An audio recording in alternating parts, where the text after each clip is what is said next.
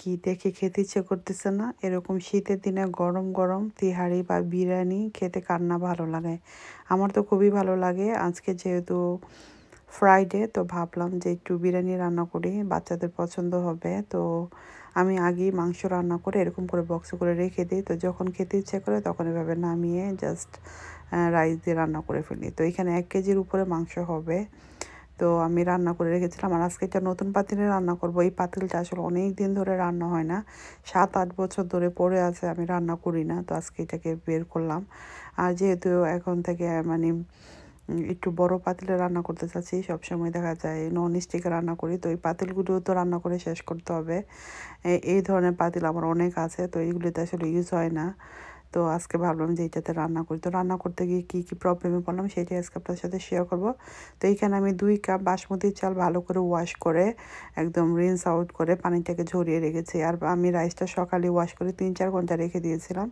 তারপরে সল্ট দিয়ে দিচ্ছি রাইসে একটু, মানে মাংসতে তো আসি, তারপরে যা চালের জন্য যতটুকু সল্ট দরকার অতটুকু সল্ট দিয়ে দিলাম। তারপর ভালো করে মিক্স করে নিচ্ছি। এই পাতিলগুলোতে আসলে রাইসের চাইতে দেখা যায় আপনার নিচে দিয়ে লেগে যাচ্ছে, দেখতেই পারতেছেন। আমি যেহেতু সবসময় নন স্টিকে রান্না করি তো এরকম লাগে না, বাট এই পাতিলটার ভিতরে বারবার লেগে যাচ্ছে। তো যাই হোক, এখানে পানি দিয়ে দিলাম। আর এখানে পানিটাও আমি একটু বেশি দিয়ে ফেলেছি মনে হচ্ছিলো।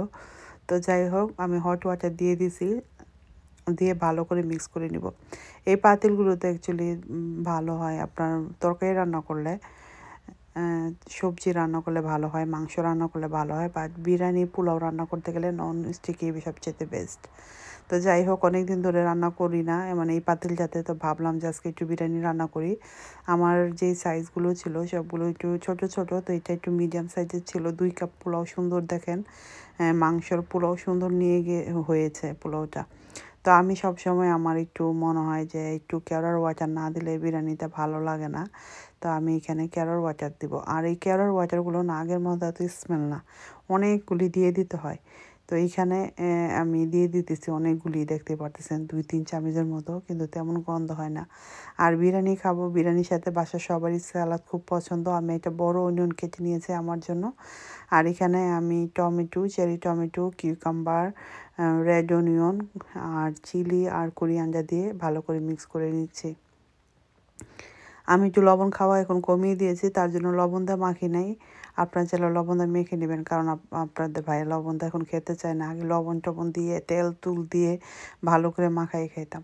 তো এখন এগুলি সব সেরে একদম প্লেন, যতটুক মানে তেল না খালি নয়। আর আমার বিরিয়ানিটা এখান দিয়ে দমে দিয়ে দিছি, একটা সুন্দর স্মেল চলে আসছে। তো এই তো রেডি হয়ে গেল বিরিয়ানি আর তিহারি, যাই বলেন না কেন, কালারটা কিন্তু সুন্দর এসেছে। আচ্ছা, এটা কালার কি বিরিয়ানি না তিহারি প্লিজ কমেন্ট করে জানাবেন। আমি আসলে বুঝি না এটা কি বিরিয়ানি কালার না তিহারি কালার। একজন আমাকে বললো বিরিয়ানি কালার আরও একটু লাল থাকে আর তিহারি কালার এরকম সাদা সাদা থাকে। তো প্লিজ কমেন্ট করে জানাবেন। আর এটা আমি ঘরোয়া মশলা দিয়ে রান্না করেছি, কোনো প্যাকেটের মশলা না। বাসায় আমি স্পাইসিটা বানিয়ে নিয়েছিলাম মশলাটা অনেক দিন। আর এভাবে করে বানিয়ে রাখলে দেখা যায় যখন রান্না করি 1-2 স্পুন দিলেই একদম সুন্দর ফ্লেভার হয়ে যায়। বিরিয়ানির মশলা খুব এক্সপেন্সিভ হয়ে গিয়েছে। আর শান বা রাঁধুনি দুইটার একটাও বিরিয়ানির ফ্লেভার আমার ভালো লাগে না, বাট এইটা আমি হোমমেড করেছি, এটার টেস্ট অনেক ভালো এসেছে। এই তো কালার দেখতেই পারতেছেন। এখন চলে গেলাম ডাইনিং টেবিলে। আসলে এক একজন এক এক সময় আসবে, বাচ্চারা স্কুল থেকে আসতে আসতে 4টা 4:30 বাজবে। তো মাহিমার আমি বাসায় আজকে, তো আমরা দুইজনই খাবো, মা মেয়ে দুজনে বসে গেলাম।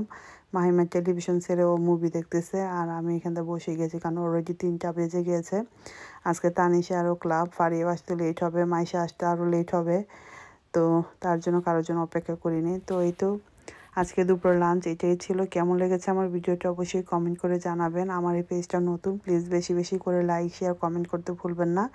যে যেখান থেকে দেখছেন, নতুন নতুন ভিডিও নিয়ে আবারও আমি আপনাদের কাছে হাজির হব। আমার ডেইলি লাইফস্টাইল রেসিপি শেয়ার করব, ডেইলি ব্লগ শেয়ার করব, প্লাস আমি ট্রাভেলিং, শপিং সব কিছুই অর্গানাইজ সব কিছুই আপনার সাথে শেয়ার করব। আশা করব আমার ভিডিওগুলো আপনাদের ভালো লাগবে। ভালো লাগলে প্লিজ লাইক শেয়ার কমেন্ট করতে ভুলবেন না। ফ্রেন্ডস অ্যান্ড ফ্যামিলি, আজকের মতো এখানেই। আল্লাহ হাফিজ, বাই বাই, সবাই ভালো।